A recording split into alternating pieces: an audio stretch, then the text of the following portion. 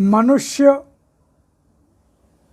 आस्था का सही अर्थों में समर्पण कर देता है तो जीवन का हर कुछ स्वयं उसे नहीं भोगना पड़ता।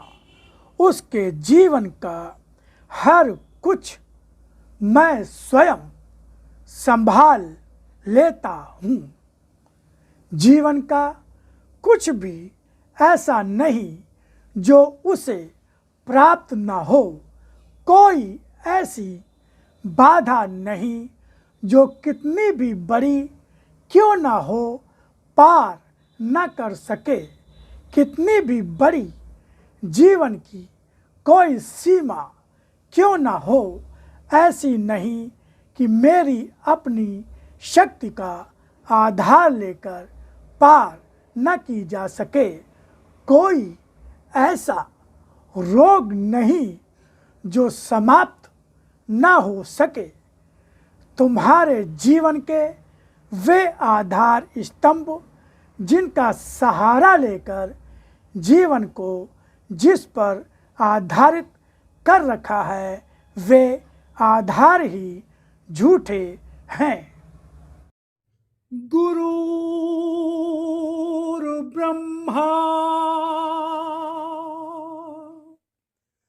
गुरुर्विष्णु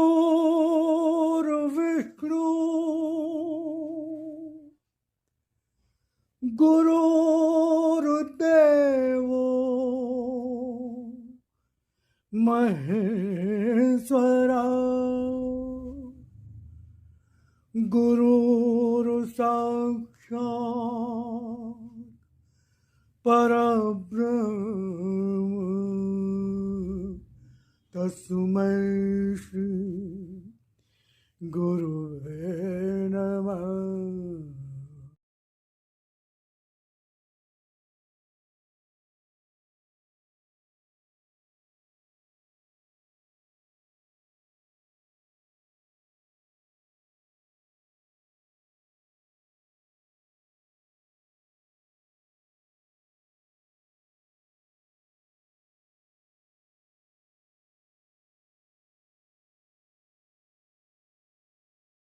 आस्था रख पाना आसान भी नहीं होगा, क्योंकि यह संसार जिसमें तुम्हें रहना है, जीवन को जीना है, साधारण नहीं बड़े ही भयंकर जीव जंतुओं से भरा सागर है।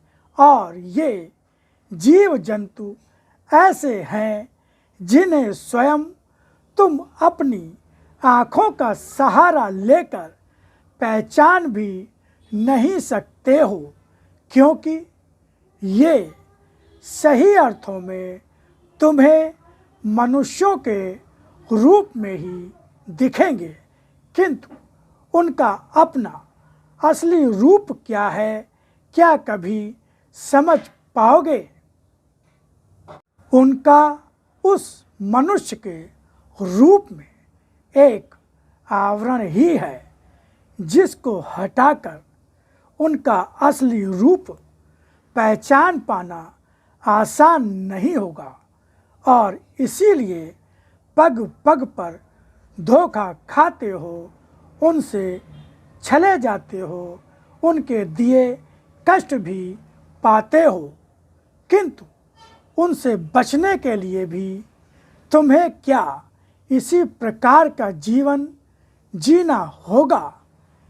जी सकोगे उन सभी के बीच भयंकर से भयंकर संघर्षों में घिर कर भी, क्योंकि अगर तुम स्वयं को उनसे बचा कर रखना भी चाहोगे तो क्या वे तुम्हें बचने देंगे?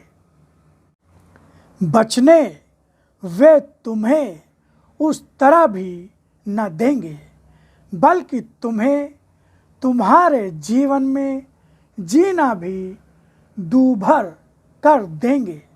तुम्हें तुम्हारे स्थान पर ठहरना भी मुश्किल हो जाएगा और जीवन में ऐसी स्थिति आ जाएगी, तब भी दोष तुम मुझे ही दोगे।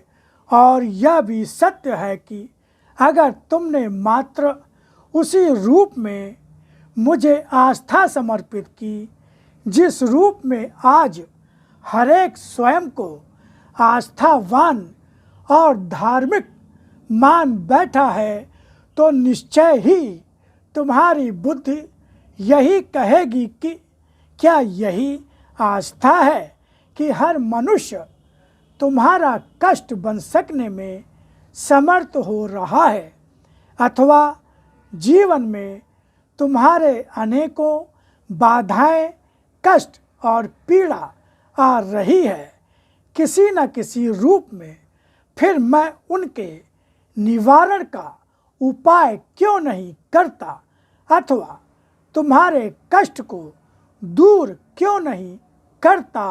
वही बताता हूँ कि अगर आस्था मात्र शब्दों में बंधी आस्था का समर्पण करोगे जिस रूप में आज अनेकों कर रहे हैं, तो निश्चय ही मेरे निकट उस रूप में आस्था का कोई अर्थ नहीं होगा। तुम्हारे संसार में उसका मूल्य कोई भी क्यों न हो, किंतु मेरे निकट उसका कोई अर्थ भी नहीं होगा, और इसीलिए उसका संबल उस रूप में तुम प्राप्त भी नहीं कर सकोगे जिस रूप में तुम प्राप्त करना चाहते हो। और भाग्य का हर कुछ जो तुम अपने साथ लेकर जन्मे हो उसे भोगना ही होगा। मैं अपने विधान को मात्र तुम्हारे शब्दों में बंधी आस्था के समर्पण से नहीं बदलता। मैं तो मनुष्य के अंधे प्यार के बदले बिक जाता हूँ। अंधी आस्था सही अर्थों में अंधे प्यार का ही रूप होता है। मैं अपने विधान को मात्र तुम्हारे शब्दों में बंधी आस्था के समर्पण से नहीं बदलता। मैं तो मनुष्य के अंधे प्यार के बदले बिक जाता हूँ। अंधी आस्था सही अर्थों में अंधे प्यार का ही रूप होता है।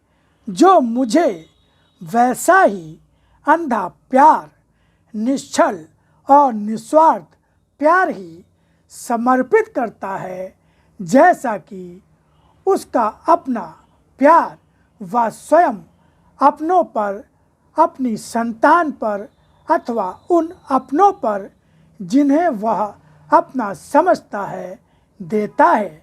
क्या तुम्हारा वह प्यार उसमें कोई भी दोष ढूंढता है, अथवा उसके रूप की सुंदरता और सुंदरता को देखकर ही प्यार करता है?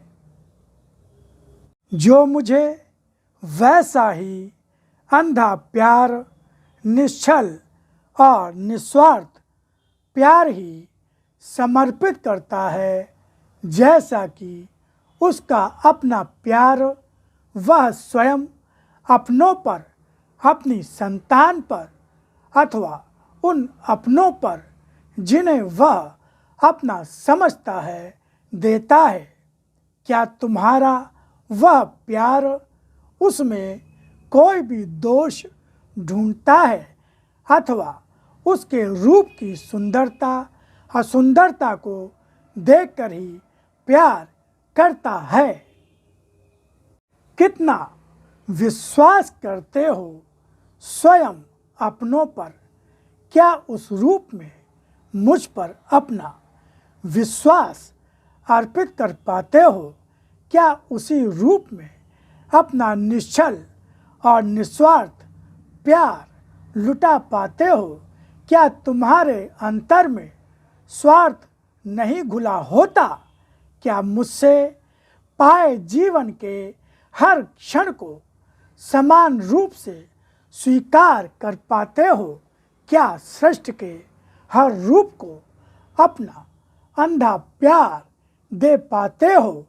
क्या सृष्टि के हर कण में मेरा दर्शन कर पाते हो?